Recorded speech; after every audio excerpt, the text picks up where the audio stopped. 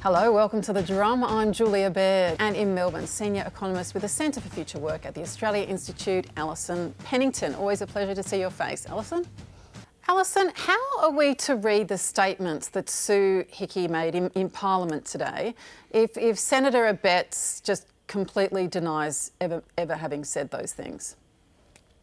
Oh, and the goal of the man to roll out his credentials supposedly as being a great fighter for women's rights and women who are experiencing domestic violence, I think, is shocking to hear that real. I think what I really want to point out that there's a spectacular writing down of expectations that's going on now. That Morrison today has said, blokes make mistakes, and that government can't solve all of these problems. And underlying also the very galling and shocking fact that he hasn't apologised to any women. He was forced to make an apology because he's apologising to his constituency in News Corp and to a male journalist and to the male chairman who pulled him up.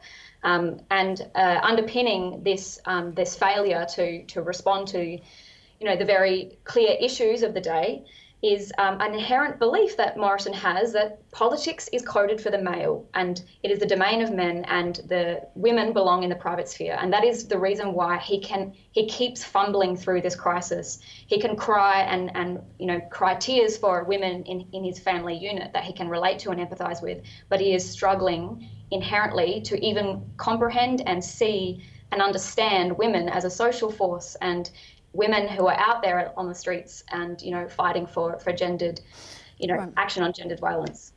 Alison, how do you view the introduction of quotas? And if I can point to what Erica Betts said previously, as Malcolm has just said, look at the Labor side to see what has happened. But that's precisely the point. On the Labor Party introduced them and they worked.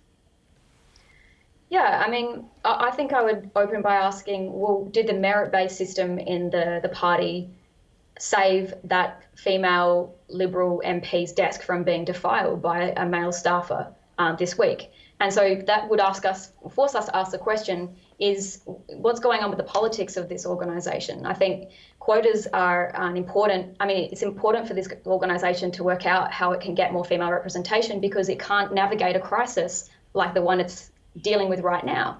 And I think that's why we have female MPs inside the organisation, within their ranks, raising alarms because they can see they're not going to get through this crisis without this voice. I think quotas can bring us certain part of the way because power is reproduced by what it represents and what it looks like.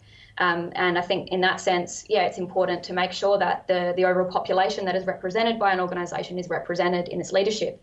But I think for a lot of people who don't want to and cannot foresee themselves in political careers, they need to be able to engage in their democracy in a way that relates to representative politics in their everyday lives. So that means strong community, civil society organisations, workplace organisations like unions. And really what we are suffering from in Australia right now is a collapse in democratic participation. And I think that's at the nucleus of the problem. And I think that, whether the LNP considers taking on quotas, I think is more about, does it want to be relevant, to the future, to the population of which 50% of the population are women. And, I think it's just generally going to be hard for this organisation to make an appeal to attract women to the organisation because it is generally pretty hostile to them in terms of its workplace relations policies that put women on lower pay, lesser quality jobs, more insecure jobs, and they're not helping young women to foresee a future where they can actually put themselves into the footsteps of being in the party, wanting to present themselves as leaders of that organisation. Alison, this is actually based on a system, well, actually I don't know if it's based, but it's very similar to a system in the US that's set up in some colleges, universities over there, which is an informal reporting system. You don't want to go through the whole system, so you go online, log it at any time, put down whatever evidence you want to put down, whatever account you want to put down, and then it's almost kind of sealed online until that perpetrator or the alleged perpetrator is alleged to have done something else, in which case it kicks into gear. Now, there's obvious concerns about this. It's not a complete system. It doesn't solve every issue, but it solves what one dominant concern is that perpetrators will do it again if they haven't been held to account the first time. What do you make of this as almost a kind of a part-way step for women? I think I'd want to start by, acknowledging the huge efforts of youth activists like Chantel, and I think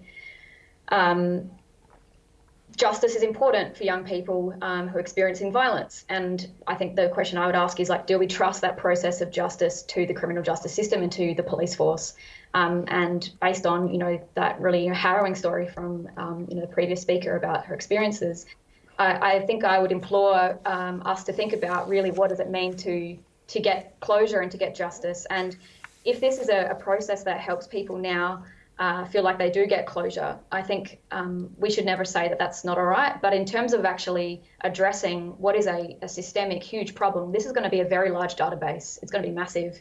I've spent many, many years working with young people, and these experiences are widespread. So I think if we don't start talking about what kind of world are young people being and their ideas being formulated in, how do they think, what does it mean to be a man, what does it mean to be a woman, what is a healthy sexual relationship, what is sex, what is pleasure, what is consent? These are all issues that young people don't have much information on. They are contesting pornography, widespread commodification of human bodies, and trying to navigate this really tumultuous world, and also at a time of deep, profound crisis. And we shouldn't forget that what's it like to be a young person growing up in this really multifaceted, crisis-prone world. What is the hope? What is the vision they have for how they can see themselves, being activists or being part of changing the world they're in? Right. And that story is missing. And I think we should keep in mind that all of the specialists in this space have pointed time and time again to the importance of education. And if the Morrison government has today said that government can't fix these problems, here is the most tangible and straightforward way that they can intervene and implement national consent education and pleasure education policies that actually help to start rooting out this really toxic and deeply damaging social relations that can change people's lives, change the course of their lives from that point onward. All right, and these are incredibly tough conversations for many people. So I should say, if you've been affected by anything we've been discussing, call Lifeline on 13 11 14 or 1800 RESPECT on 1800 737 732.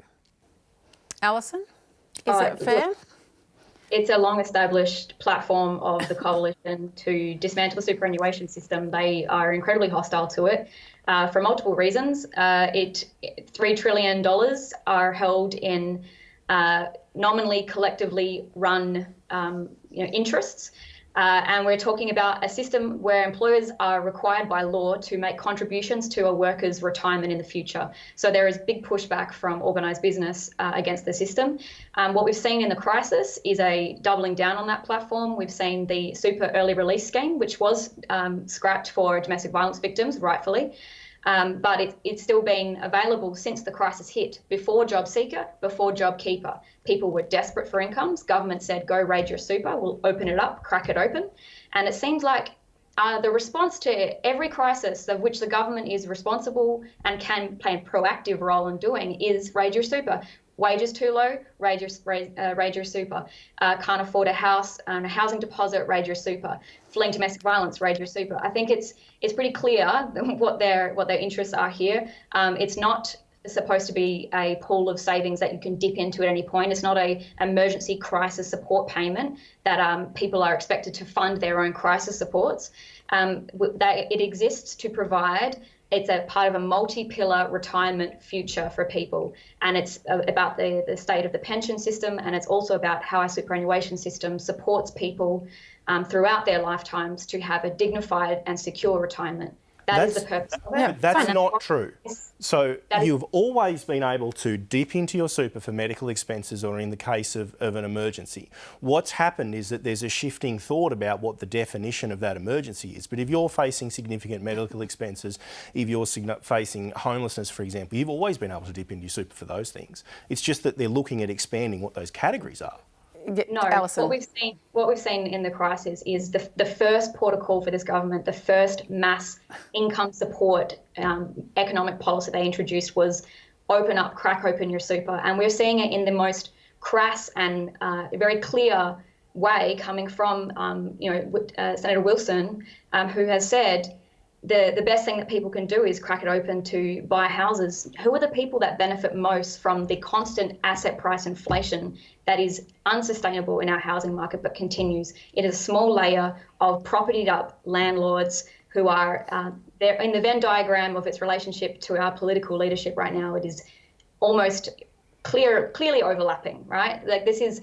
It is not helpful that we have housing prices at the margins lifting because of the failure of government to come up with adequate housing policies, adequate wages policies, wage boosting policies that deal with this very clear and pointed and sharp crises that working people are facing. The answer is not spend your own money out of this, raid your retirement savings, undermine your security in the future by doubling down and withdrawing your funds now. And we saw that most clearly in the case of domestic violence victims.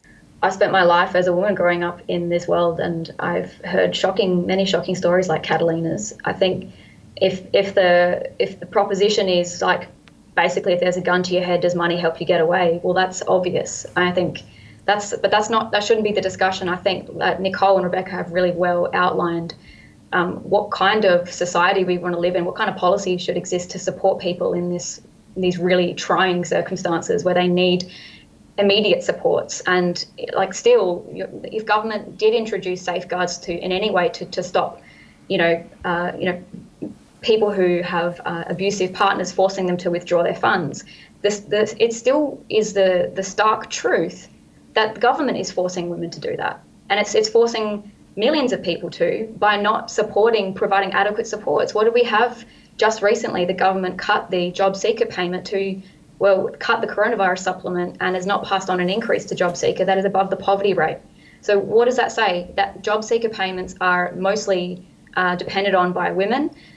Welfare payments in general women depend on those the most, and they're not high enough to support people to provide an overall environment where they can move and pull themselves away from relationships of economic dependence or other forms of dependence. I think that what we need to be looking at is things far beyond, raid your super, pay for your own way out of this. We should be talking about paid domestic violence leave.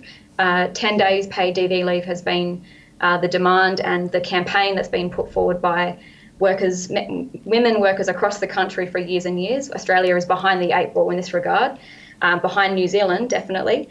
And we have to be lifting our income supports to above poverty rates and providing that proper, decent funding to our domestic violence services, opening shelters. But this government has overseen closure of shelters and insufficient funding going to those frontline, emergency responses that women so desperately need. The bottom 20% get nothing. They're really unfair tax cuts. People want to see much stronger action from the government when it comes to climate change. It's no coincidence that we have a wages crisis in Australia. Transitioning to net zero emissions, it doesn't seem like there's much room for gas.